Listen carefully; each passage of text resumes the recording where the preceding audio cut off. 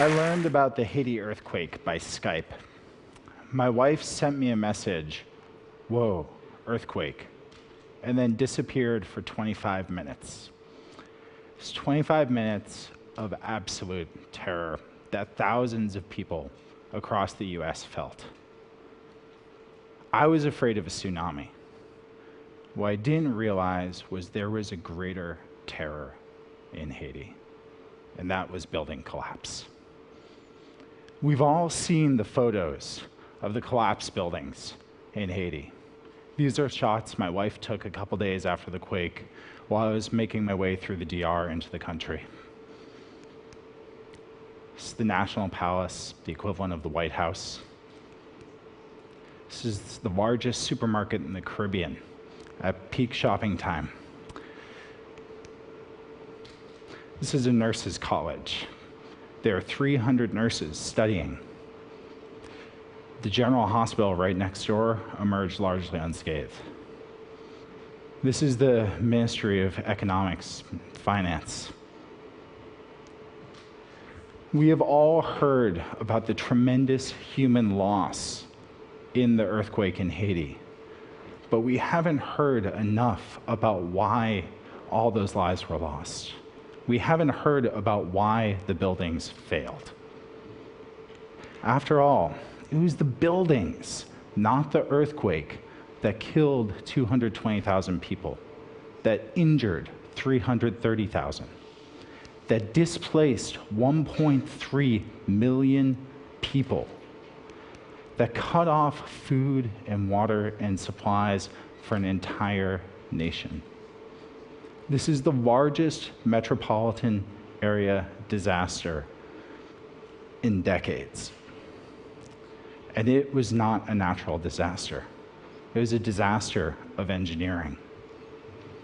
AIDG has worked in Haiti since 2007, providing engineering and business support to small businesses. And after the quake, we started bringing in earthquake engineers to figure out why the buildings collapsed, to examine what was safe and what wasn't. Working with MINISTA, which is the UN mission in Haiti, with the Ministry of Public Works, with different NGOs, we inspected over 1,500 buildings. We inspected schools and private residences. We inspected medical centers and food warehouses. We inspected government buildings. This is the Ministry of Justice. Behind that door is the National Judicial Archives. The fellow in the door, Andre Philitrout, who's the director of the Center for Interdisciplinary Earthquake Engineering Research at the University of Buffalo, was examining it to see if it was safe to recover the archives. Andre told me, after seeing these buildings fail again and again in the same way, that there is no new research here. There is nothing here that we don't know. The failure points were the same. Walls and slabs not tied properly into columns. That's a roof slab hanging off the building. Cantilevered structures, or structures that were asymmetric, that shook violently and came down. Poor building materials, not enough concrete, not enough compression in the blocks. Rebar that was smooth, rebar that was exposed to the weather and had rusted away. Now, there's a solution to all these problems, and we know how to build properly. The proof of this came in Chile, almost a month later, when 8.8 magnitude earthquake hit Chile. That is 500 times the power of the 7.0 that hit Port-au-Prince. 500 times the power, yet only under 1,000 casualties. Adjusted for population density, that is less than 1% of the impact of the Haitian quake. What was the difference between Chile and Haiti?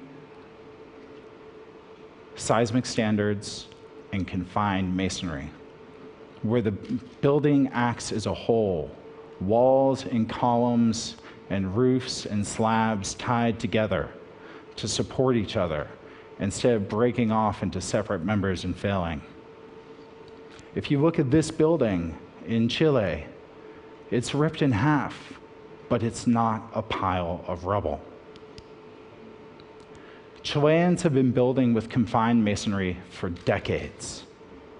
Right now, AIDG is working with KPFF consulting engineers, Architecture for Humanity, to bring more confined masonry training into Haiti.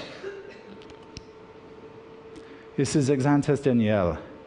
He's a mason, just a general construction worker, not a foreman, who took one of our trainings. On his last job, he was working with his boss, and they started pouring the columns wrong. He took his boss aside and he showed him the materials on confined masonry. He showed him, we don't have to do this wrong. It won't cost us any more to do it the right way. And they redid that building. They tied the rebar right. They poured the columns right. And that building will be safe. And every building that they build going forward will be safe. To make sure these buildings are safe, it's not going to take policy. It's going to take reaching out to the masons on the ground and helping them learn the proper techniques. Now, there are many groups doing this, and the fellow in the vest there, Craig Toten, he has pushed forward to get documentation out to all the groups that are doing this. Through Haiti Rewired, through Build Change, Architecture for Humanity, AIDG, there is the possibility to reach out to 30,000, 40,000 masons across the country and create a movement of proper building. If you reach out to the people on the ground in this collaborative way, it's extremely affordable. For the billions spent on reconstruction, you can train masons for dollars on every house that they end up building over their lifetime. Ultimately, there are two ways that you can rebuild Haiti. The way at the top is the way that Haiti's been building for decades. Okay? The way at the top is a poorly constructed building that will fail. The way at the bottom is a confined masonry building where the walls are tied together, the building is symmetric, and it will stand up to an earthquake. For all the disaster, there is an opportunity here to build better houses for the next generation, so that when the next earthquake hits, it is a disaster, but not a tragedy.